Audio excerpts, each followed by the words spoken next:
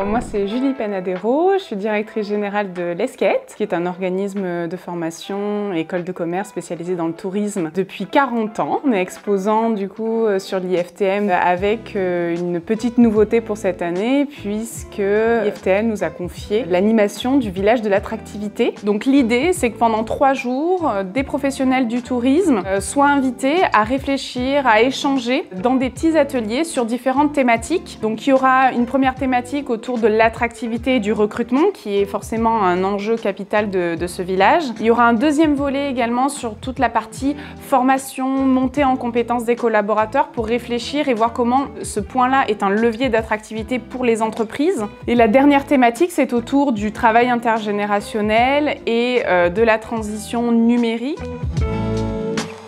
Le volet formation sur les enjeux du développement durable est inclus dans nos programmes depuis de nombreuses années et on réalise également de nombreuses publications au travers de Stratégos, d'interviews de professionnels pour comprendre en fait les différentes dynamiques qu'il y a dans notre secteur sur cette thématique. L'ESCAET a toujours eu dans son ADN ce côté innovation et forcément la technologie et l'intelligence artificielle en fait aujourd'hui partie. Donc nous, notre responsabilité est de former encore une fois les différentes typologies d'acteurs, que ce soit les étudiants comme les pros, à appréhender en fait cette technologie, comprendre les usages, comprendre comment on peut le mettre en place dans son métier. Sur les outils pédagogiques, on travaille également aussi sur ces aspects-là. Donc à la rentrée prochaine, nous allons mettre en place dans nos salles un nouvel outil avec la start-up Calisé qui permet une expérience plus immersive pour nos étudiants et les professionnels qui se forment dans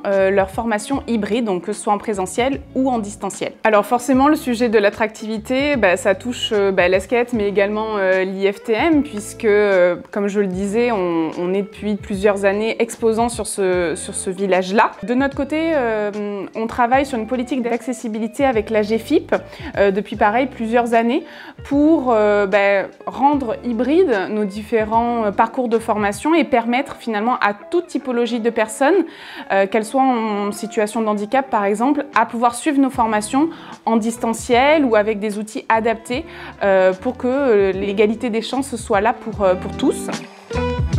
Donc on vous donne rendez-vous du 17 au 19 septembre. N'hésitez pas à passer nous voir et à venir prendre un café ou un thé sur soit le stand de l'ESCAET ou au village de l'attractivité. On vous attend nombreux pour échanger autour de toutes ces thématiques dont j'ai parlé plus tôt.